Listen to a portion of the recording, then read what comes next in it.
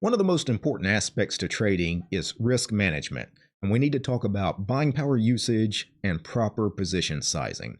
So, if you're brand new to options trading, these are very important concepts. These are very important rules that you must stick by just to reduce your risk, especially when you're new to trading, because it can be really hard to defend trades when you're new to this stuff, right? Now, even as somebody that's been trading options for years, I've made tens of thousands of trades over many years. I don't like having to defend trades, so I try to keep my size small. That way, when a trade goes against me, if I just want to take the loss, it's an acceptable loss, right? I never want to be in a position where the loss is so big that then I have to fight it and I end up in a trade for months, sometimes a year or more, trying to get back to break even because I just can't take that huge loss. Well, here are some rules to help you out. So first of all, never have more than 50% of your total buying power in use. So if you have an account that has $100,000 worth of buying power, only use 50,000, right? So always check your buying power usage percent, right? And make sure you never go above 50% buying power. That's very important, especially when the market crashes or when volatility spikes in a big way. The buying power, especially on your naked short options, will drastically increase. And by keeping your buying power usage to only 50%, when your buying power naturally increases during a market crash / volatility spike, well, you go from 50% buying power used to maybe 60 or 70, possibly 80% buying power used. But you'd never get above 100, which triggers a margin call, which means you now are forced to liquidate some of your positions that are now tens of thousands, possibly hundreds of thousands of dollars in the hole. You don't want to be in that position. So never use more than 50% of your buying power ever. If you're in a situation where you wake up one day and your buying power has creeped up above 50%, well, that's fine because naturally buying power will change a little bit on some of your positions. So if you end up in a situation where you wake up one day and say, now your buying power usage is 55%, well, here's what you need to do. Don't take any new trades. It's against the rules. You will not put on a new trade if your buying power is above 50%.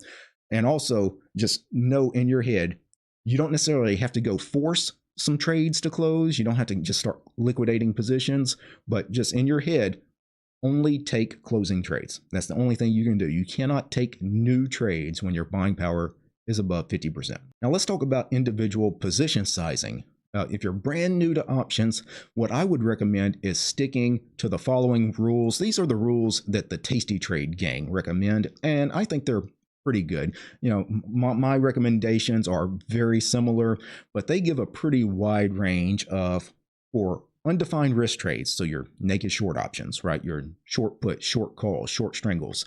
You should risk somewhere between 3 and 7% of your net lick account value per trade.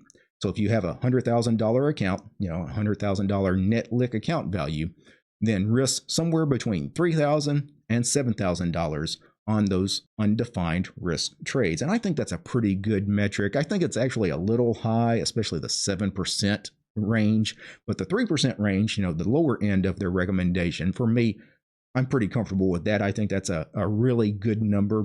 Now for defined risk trades, so your defined risk vertical spreads and iron condors and butterflies, you want to risk much less money on these. And the reason is because you're much more likely to take a max loss on a defined risk trade because there's less management you can do with them. So don't risk 3 to 7% on defined risk. On defined risk, only risk 1 to 3%. And for me, again, I like the lower end of that range. I like 1% more than 3%.